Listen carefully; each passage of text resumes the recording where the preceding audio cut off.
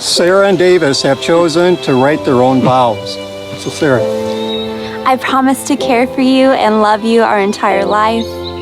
I promise to be your best friend. Whoa. You can't just be saying best friend, okay? Pete's my best friend. Hold up. I thought I was his best friend. We've been through a lot together. Gosh, we have been through so much together. 2nd grade was really rough for us. I remember when he fell off the monkey bars. I mean, he gave me his fruit roll-up. I gave him my fruit roll-up.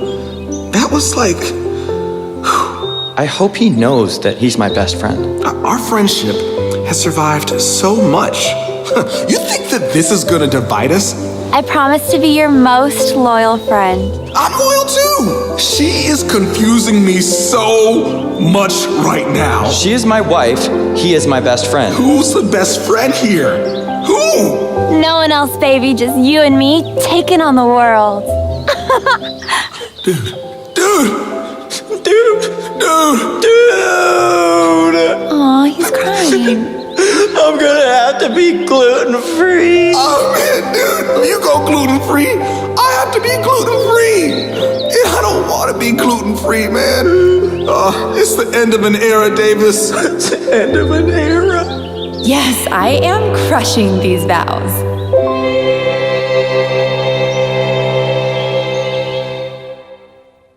I would like to object right now, but I want to do it at the right time. Please don't do it, Pete. Look, please. I'm going to object. My hand's going up.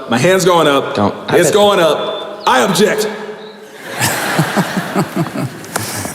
Hey, we're in part 2 of this series, What Happy Couples Know, and to recap where we were last time, all of us come into relationships or dream of relationships or imagine relationships with things in mind that we want to be true of those relationships. We move toward engagement with those things. We move toward the altar with those things. And essentially, we said last week, it's essentially like we all have a box of hopes and dreams and desires. And even if you're single and not dating anybody right now, you could sit down and sort of script out in general terms, hey, if I'm ever in a relationship, if I'm ever married, here's what I'd like it to look like. And all of us have an idea, how much money we'll have, how we'll spend the money, if we'll have a budget, not a budget, where we'll live, we'll rent, we'll buy, we'll wait and save money, what she will or what she won't sleep in, how we're gonna handle or how the chores will be handled, how conflict resolution would be handled. Some of you dream of the day that you'll get to be parents, and I hope you have a parent of this little fella right here, and I hope you aren't the parent of this little fella right here. I don't know if you can see the eyes on this little child. I don't know why they even created this, but just to play along,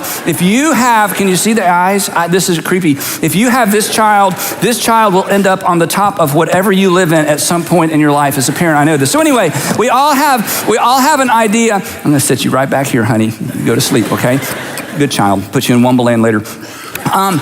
We all have some idea of what the future is going to look like relationally. Now, the problem is, or the challenge, it's not even a problem, it's just the challenge. The challenge is this: when we daydream about the future, our future, as we daydream and as we imagine, it organizes itself around our box. It organizes itself around our hopes, wishes, dreams, and desires. Put it another way, when I was single, I never daydreamed about becoming the perfect person for someone. I daydreamed about finding the perfect person for me. Is that just me? I never daydreamed about, I can't wait until I become the perfect person for someone. I daydreamed about the perfect person for me. So when I met Sandra, I thought, well, she's perfect for me. So I brought her ring and my box to the altar. I brought her ring and my box to the wedding. And the thing is, everything in my box seems perfectly reasonable to me. Why wouldn't everybody not want to center their lives around what's in my box? And she brought her box to the altar and to the wedding as well. And everything in her box seemed perfectly reasonable to her. But the problem is, when we hand our box of hopes, dreams, and desires to somebody else, the density changes and the weight changes, and what begins and feels to us like a hope or a dream or a desire feels to them like an expectation.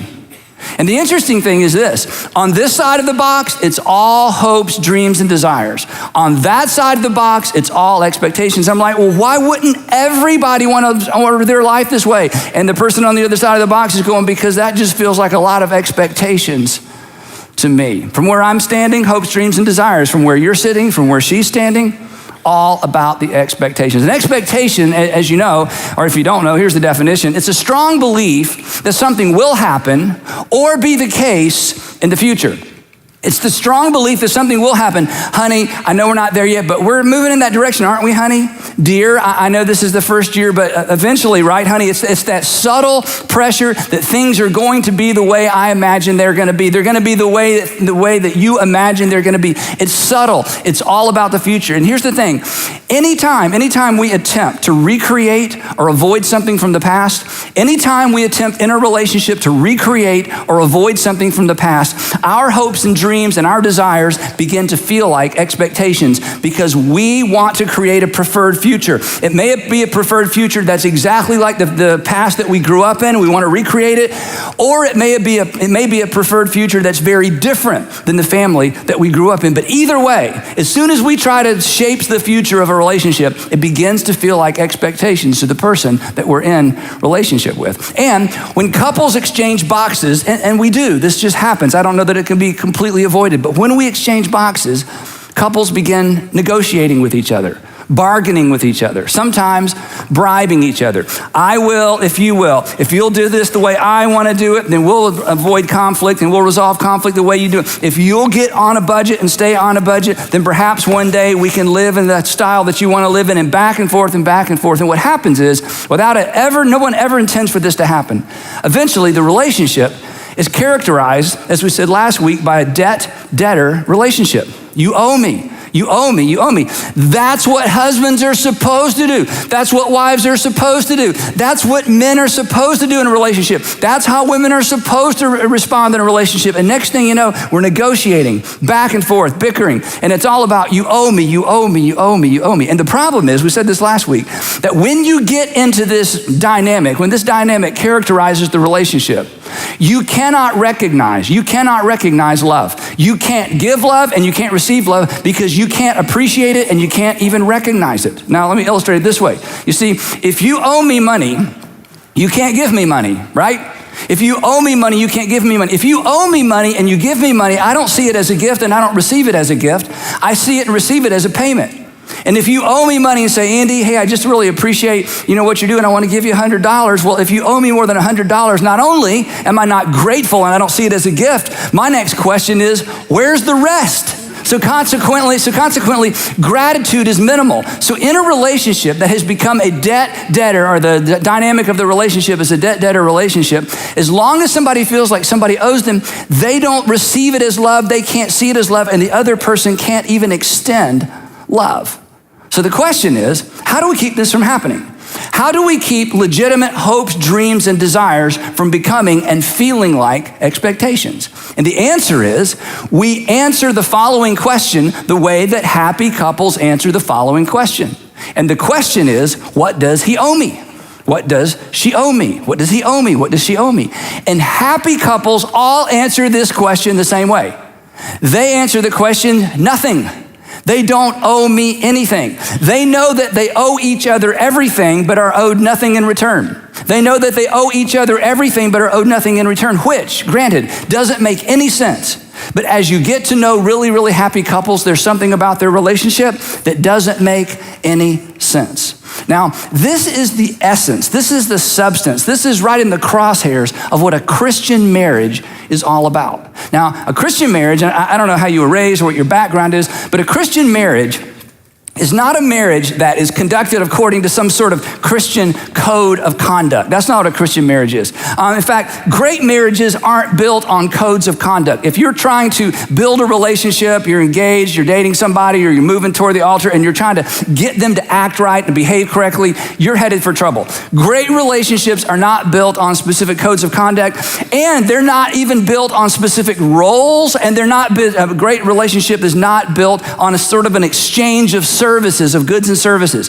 That great relationships, and a Christian marriage in particular, which is what we're talking about, a Christian marriage in particular, as I said last week, really boils down to being a submission competition, where both people are racing to the back or to the end of the line. That in a great relationship, in any healthy relationship, instead of there being competition, instead of there being bargaining and negotiating, there's a sense of, well, she doesn't owe me, he doesn't owe me anything. but I feel like I owe him everything. Now today, I want to explain where I learned this and where I saw this and where we get this. And here's the story. Here's how it happened. At the end of Jesus' ministry, he's hours away from being arrested. He gathers his guys together and he says to them, here's a few things I want you to remember. And toward the end of that time, as they're sharing their last Passover together, he says this. He said, I'm going to give you a brand new command. Now, this should have been very offensive. In fact, these Jewish boys should have gotten up and left the room. And here's why. This doesn't bother us, doesn't faze us in the least. But the only person that could give a command was God. And God had given all the commands through Moses. So you can talk about the commands, you can exegete the commands, you can explain the commands, you can apply the commands, you can prioritize the commands, but you don't make up new ones. So there was a sense in which Jesus was equating himself with Moses and in a sense claiming to speak for God. And these guys should have gotten up and left the room, but the night had already been very confusing. Judas had left to run an errand.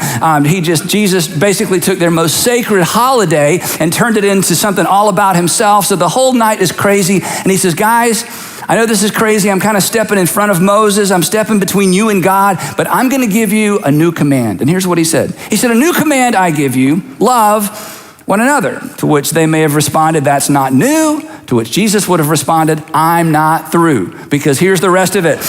A new command I give you, love one another as I have loved you, so you must love one another. Now, this is an epic moment. This is such a big moment because Jesus says, I'm reducing all the Jewish law from 600 and something to 2 to 1.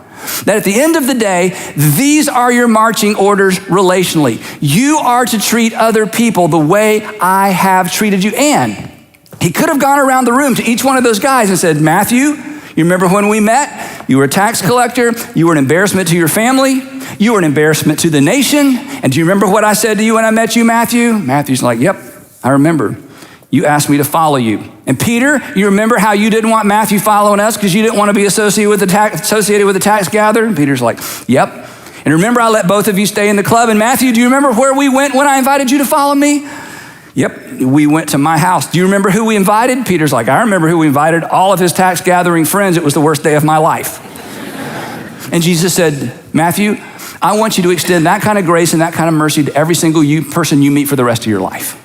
Nathaniel, you remember when we met? Oh yeah. Remember Nathaniel? You dissed my whole family. This isn't really a famous Bible story, but when Nathaniel heard about Jesus and that he was from Nazareth, his response was, Nazareth? What good thing could come from Nazareth? So Jesus could have said, remember, you dissed my family, my grandfamily, my stickball team, all of my childhood friends. You pretty much made us all sound like complete losers. Do you remember that, Nathaniel? I remember that. Nathaniel, you remember?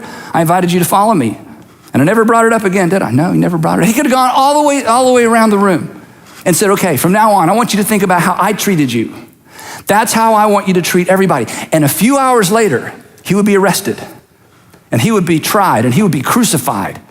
And that would be, in a few days, an aha moment from which they would never recover when they realized Jesus gave his life on our behalf and he is asking us to do the same for other people. That's why this is sometimes called the law of Christ, or I call it the platinum rule. The golden rule is treat people the way you want to be treated. The platinum rule is treat people the way that God in Christ treated you. In fact, let me kind of make it simple to remember. When you're not sure what to say or do, you just love like God through Christ loved you. That's it. When you're not sure what to say or do relationally, you go, okay, how did God through Christ treat me when I was misbehaving, when I messed up, when I, broke a promise? When you're not sure what to say or do, you love like God through Christ loved you. This is the big one. This is the marching orders. Every single New Testament imperative after the resurrection, tees off and keys off of this big idea. As I've loved you, so you are to love other people. Then, a few years later, a guy named Paul, the Apostle Paul, who hated Christians, arrested Christians, tortured Christians, put Christians to death. If you hate Christians, you would love the Apostle Paul. He hated them more than you. You hate him in your mind. He hated him as a job, okay? And the Apostle Paul becomes a Jesus follower. And when he does, his life is completely transformed. And he takes this big idea of love others the way that God through Christ has loved us. He takes that big idea and he begins to apply it in all of his letters to Gentiles, non-Jewish people. He begins to apply it to all kinds of relationships. He applies it to everything, including marriage. So whenever you read anything the Apostle Paul writes in his letters that says do this or don't do that, do this or don't do that, here's what you need to remember. Every one of his commands is linked specifically and directly to Jesus' command to treat others the way that I have treated you. He's not making stuff up. He's applying Jesus' brand new command. So in his letter to the Christians living in Ephesus, the Apostle Paul applies Jesus' new command to marriage. And here's what he says. Wives, submit yourself to your own husbands as you do to the Lord. I mean, what could be any clearer than that? Let's pray.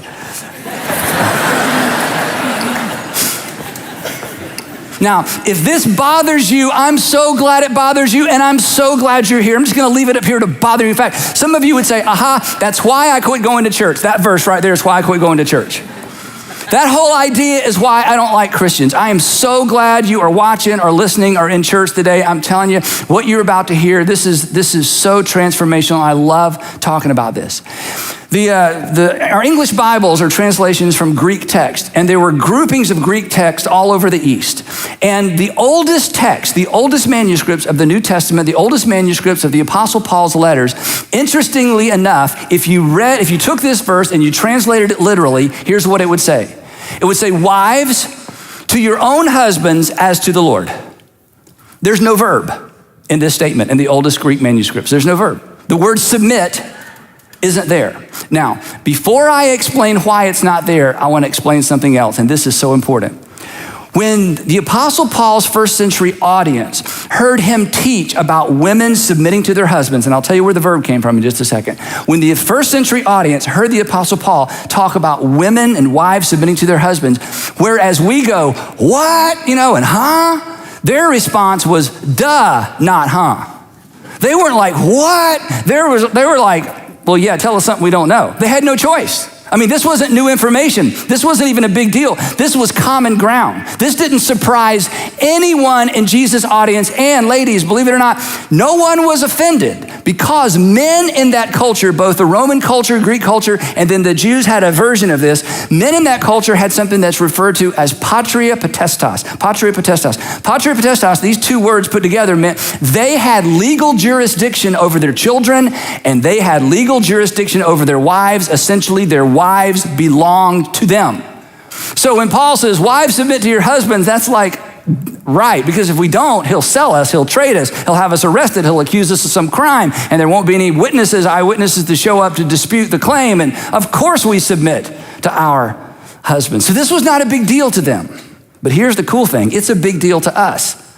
And the reason it's a big deal to us is what comes later in the text. So why no verb in the oldest Greek text? Why isn't there a verb in this verse? And the answer is the verb comes from the verse before. And this was a typical kind of Greek grammatical way of doing things. That you make a statement with a verb, and then in the next statement, you just infer the verb. You don't include it. You just take your verb from what came before. That submit, the verb submit, is actually inferred from the verse that came before. So we should ask, what was the verse that came before that gives us the verb for this verse? And my friends, you're looking up here, this is a game changer.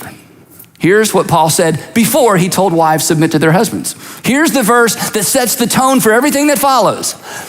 Here's our verb, submit to one another out of, and there it is again. Every time the Apostle Paul tells us to do something, he points us back to Jesus. Not the Old Testament, not the 10 Commandments, Jesus. As God through Christ has done something extraordinary for you, you are to demonstrate that same kind of love in your relationships with each other, including romantic relationships, including marriage. You are to submit to one another out of reverence to Christ. In other words, the submission, guys, get ready, is mutual. And this word reverence is a sense of awe. In other words, in light of all that God has done for you, in light of the awe that comes with, oh my gosh, you forgave me, you died for my sins, you've forgiven me in spite of myself, and all the times I've gone back on my promises. All that awe is to be translated not simply to church attendance and not simply to singing worship songs to the invisible God in the sky. That energy is to be translated into love for other people. This is why Christian marriage is a submission competition, because the command to submit is mutual. It is mutual submission. My friends, if you don't hear anything else today, this makes marriage amazing. This makes relationships amazing. This is what happy couples know. They know, I'm here for you, you're here for me, but I'm not here for you because you're here for me. I'm just here for you because God was here for me when I needed my Heavenly Father. I'm gonna leverage all of my resources, all of my talents, all of my gifts, I'm gonna leverage all of me for what benefits you the most. Now, we may have different roles in our relationship. We may have different responsibilities in our relationship. We may have different gifts and talents, but we do not have different value. I'm telling you, in the first century, this was unbelievable. And Jesus is the model. So what Paul did is so brilliant. As Paul is beginning to make a very disruptive application, as he's about to make a very, very, very disruptive point in this primarily Greek and Roman culture, he begins like any good communicator does. He begins where there's common ground. And the common ground was, wives, submit yourself to your husbands as to the Lord, because everybody knew a wife had to submit herself to her husband. So he begins, submit yourself to one another out of reverence for Christ. So Paul begins where the common ground is, and he goes from there. But then he applies it to men.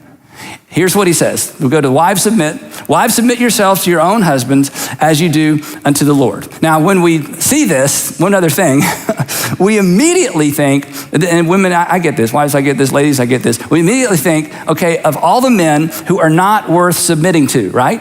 So I did a survey and I found out it's actually 100% of the men are not worth submitting to, okay? 100%. So, but his point is, ladies, going back to Paul, his point is, ladies, I want you to place your husband or your man's, if you're moving in toward a permanent relationship, I want you to place your man's hopes, dreams, and desires ahead of your own. I want you to deal out of his box, not because he expects it, but because your Heavenly Father requests it. But what came next? What came next was shocking. What came next had an effect on the audience that mimics or parallels our 21st century response to wives, submit to your husbands. Because in that culture, again, it was assumed. But what came next, I'm telling you, it was so disruptive. It was so unbelievable. It was so new. It was so different. What comes next? What comes next is why what came first is so offensive to us. The reason we are so offended oftentimes by wives submit to your husbands is because what the Apostle Paul asked husbands to do. And I'll connect those dots in just a minute.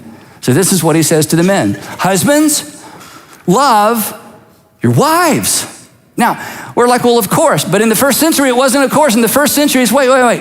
I don't have an obligation to my woman. My woman has an obligation to me. The Apostle Paul says, I'm not finished. Husbands, love your wives just as, and this is the key, this is the connection, this is the link. These are the two words you should look for throughout the New Testament when you read the New Testament after the resurrection. Husbands, love your wives just as Christ, there it is, just as Christ loved the church and gave himself up for her. Now, this is a Christian audience in Ephesus, and the guys are like, wait. I know this story. This does not end well for Christ. This does not end well for Jesus. Okay, I know where you're going with this. And Paul, we get the wives submit because, they kind of have to, but now you're telling us that we have a responsibility toward women. We have a responsibility toward our wives, that somehow you're inferring that there might even be a sense of equality. Where are you going with this? And the thing is, we know where this goes. Jesus died for the church. Paul's still not done. He says, look at this. He says, in the same way, husbands ought to love their wives as their own bodies. It's like he's saying, okay, if you can't get the theology thing about Jesus and the church, let me make it real simple for you guys. You are to love your wife. You are responsible to care for your wife. You are responsible to protect your wife as if she is you. This was just more than they could imagine. And he says this, he who loves his wife loves himself. Well, Paul, what are you talking about? Paul says, because there's a mystery. There's a mystery that when two people are married, they become one flesh. So there's no division. There's no pulling away. They're one flesh. Men, your wives are one with you. I'm telling you, as many times as you've heard this, and as strange as it may be, and as biblical as it may be, this was brand new because he was equating men with women. This was scandalous. That's why I said this. What comes next is why what came first is so offensive to us. The reason this is so great, and if you're not a Christian or you've left Christianity or used to be a Christian, I'm sure you have good reasons. In fact, I'm really sure you have good reasons. So I had read what you'd read, heard what you heard, went to school where you went to school, or experienced what you experienced in a different church. I get that. But I want you to hear this because this is so powerful. This is so powerful. The reason that we kind of bristle, and that women, you bristle when wives submit to your husbands, is because our culture, our American culture, our Western culture embraces the equality of men and women. We embrace the equality of men and women. So the minute we hear somebody's supposed to submit to somebody else, that's like, but ladies, here's the amazing news. Guess who introduced this idea of equality to the world? Guess who rolled this out in such a big way that it actually made a big difference in culture? Guess who was the first person with any authority that declared you equal with men? Jesus. I'm telling you, I know this is naive. I think every woman should be a Jesus follower if for no other reason but this, okay? He argued for your value. He argued for your worth. He argued for your dignity before it was a category for anybody else in the world. And the Apostle Paul comes along and says, men, because of the way your heavenly Father views the women in your life, you are to treat them with extraordinary value. One day, Jesus is teaching, and the teachers of the law and Pharisees come along. They're always trying to trick him and ask him trick questions to, divide him from the crowd. And they come to him one day and they say, Jesus, we got a question, a marriage question. Can a man divorce his wife for any and every reason? Because there was a group of religious leaders that taught a man can just declare, say 3 times, I divorce you, I divorce you, I divorce you, and she's gone. For burning the toast, for kicking over, spilling the water, for not getting home on time, for not picking up the kids on time, or he's just tired of her, or she doesn't please him anymore. What in the world does that mean? And so there was a group of Jewish people and Jewish teachers of the law who said, this is what Moses meant by what Moses said about, marriage and divorce, that a man could divorce his wife for any and every reason at all. So they said, Jesus, can a man divorce his wife for any and every reason at all? Or is there like a list of things that a man can leverage and can get a divorce and divorce his wife? And Jesus looks at him and says, there's no reason. There's no reason because you're one. Now go home and treat her like you treat yourself. Like, no, we're looking for a list of reasons. He said there's no reason. You see, you think you're better. You think you're worth more. You think you mean more to God, but you don't. And when you married her, you became one. Now go home and treat her as well as you treat yourself. I'm telling you, the dignity, the value, the worth that Jesus gave women. And read the Gospels. Ladies, read the Gospels. Women flocked to Jesus. They flocked. They supported his ministry. They raised money for his ministry. They were the first person to see him after he rose from the dead, which I'm telling you, that gave women extraordinary dignity as well, because a woman's word in court was meaningless. If you called a woman to testify in court, if they even let her in, her testimony was almost meaningless. And yet all the Gospels tell us that women were the very first people to see Jesus alive after he rose from the dead. And the reason the Gospels tell us that is because that's what happened. And the reason we know that's what happened is if you were making up a story in the first century about a resurrection, you would not have women be the first people who saw it because nobody believed the testimony of a woman. And so Jesus rolls this out. The Apostle Paul pumps it up and he says, I know you weren't surprised when I said women are to submit to their husbands, but I'm telling you, men, women, in God's eyes, you are equally valued and you are to submit to one another. This was life-changing. And granted, it took the church a long time to catch up. And in some quarters, it's still taken the church a long time to catch up with this teaching. But our society, don't be deceived. Our society that values men and women, that's not natural. There are other places in the world where women are still treated the way they were in the first century. You know that. It's not natural. This is a shadow, it's a shade, it's a leftover of the teaching of Jesus and the teaching of Paul as it relates to women. So back to Paul. What's his point? His point is men. Let me ask you a question. What is life to you? So we're back to the men. Men, what is life to you? Okay, I don't know. Just think, what is, I don't have a life. Yeah, you do. Okay, men, what is life to you? Here's his point. Just put her before that. Whatever life is to you, put her before that. And you can't do that as long as you've got a big box of expectations between you and her. And ladies, he would say, you can't love your husband, you can't submit to your husband as you're trying to mutually submit to each other as long as you've got a big box of expectations sitting between you. And this is what great, happy couples know, that somehow they get rid of this and they become all for the other person. So here's the question. How do you get everything out of the expectation box back into the hopes, dreams, and desires and dreams box? And then what do you do with it once you get it here?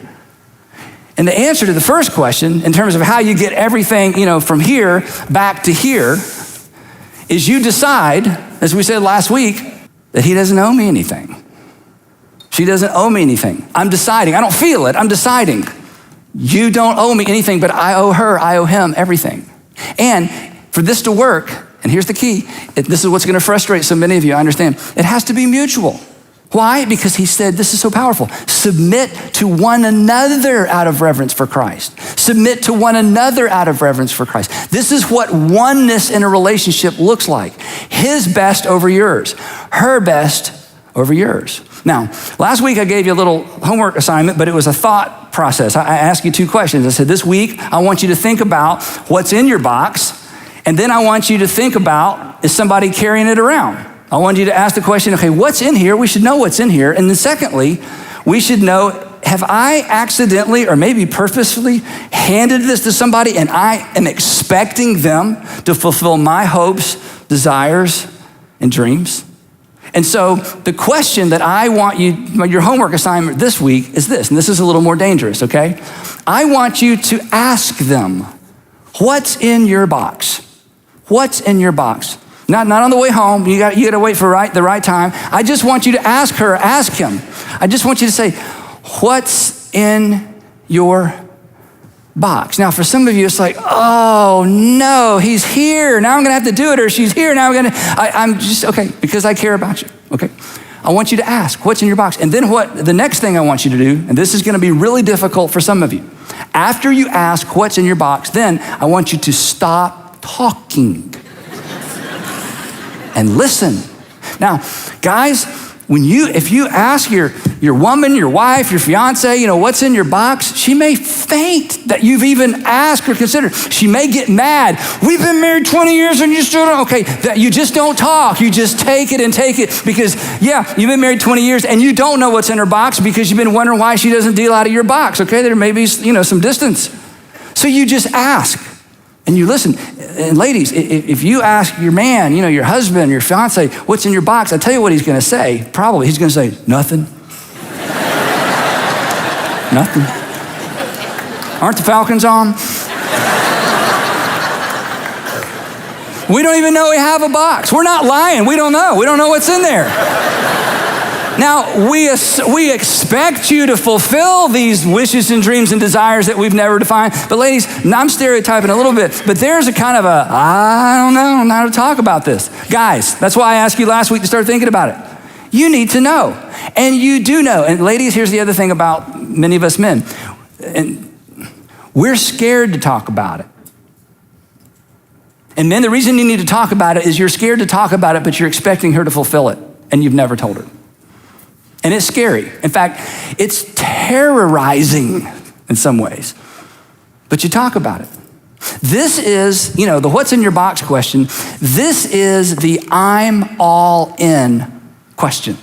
This is the I am more interested in what's in your box than what's in mine. This is the I'm all in. I'm all into this relationship so much. I want to know what your hopes and your dreams and your desires. This is the I'm all in. This is the less self question. And you know something about less self people? Less self people are happier people. Find the happiest people you know, less self. And less self relationships are the richest and the richer relationships. Now, I know, if you're paying attention to this, in your mind, you're going, yeah, but what about, and you're arguing. I get that. I would do the same thing. So I know for some of you, there's like, wait, I have one really, really big objection if I'm going to move forward with this, okay? Okay, Andy, if I take the pressure off, you'd have no idea what he's going to do. If I take the pressure off, you have no idea how much money she's going to spend. If I take the pressure off, he'll never come home from work. He'll just live there, okay? If I take the pressure off, he'll never follow through. She'll never follow through. If I take the pressure off, I'm your what? I'm afraid. I'm afraid she won't. I'm afraid he will. I'm afraid he'll start. I'm afraid she'll stop. But my friends, this is the way forward. This is the way forward. And if your relationship has boiled down to something simply being a tug of war, if your relationship is all about arguing over the box and you're on one side and he's on the other or she's on the other, if your whole relationship has come down to basically, if I pull too hard, he won't pull hard, and if I don't pull, if it goes back and forth, if your whole relationship comes down to this, and the thought of laying down your side of the rope is terrifying, I understand that. I know how this works, okay? It's like, okay, honey, you heard what we said about the rope. So, okay, I'm gonna count to 3. We're gonna drop it at the same time, right? Because if I'm afraid, if I let pressure off first, this is just going in your direction. We're gonna be living in your box. And we'll just be all about you. So when I count to 3 now, listen, there's no hope till you let go of the rope. There's not. And because you're a Christian, if you're a Christian, you have to go first. And I'll tell you why. Because when you were dead in your trespasses and your sin, God, through Christ, dropped his end of the rope. Look, he did something for you, whether or not you ever did anything in response to what he did for you. That is the gospel. This is why all New Testament post-resurrection imperatives and commands in the New Testament all tie back into as God through Christ did for you. So, submit to one another out of reverence for Christ. At the cross, God went first. Jesus followers go first. Happy couples put each other first by going first in an effort to be last. That Jesus followers, they put each other first by dropping that rope first in an effort to be last. So I want to challenge you this week, whatever that looks like in your relationship, to just drop it. And then find out what's in their box. And then listen and take notes. And maybe start taking action. And if you're concerned about, but Andy, what about all of my hopes and all of my dreams and all of my desires? What about my stuff? I still have all this stuff and I just, what do I do with it? That's what we're going to talk about next week. So don't miss part 3 of what happy couples know.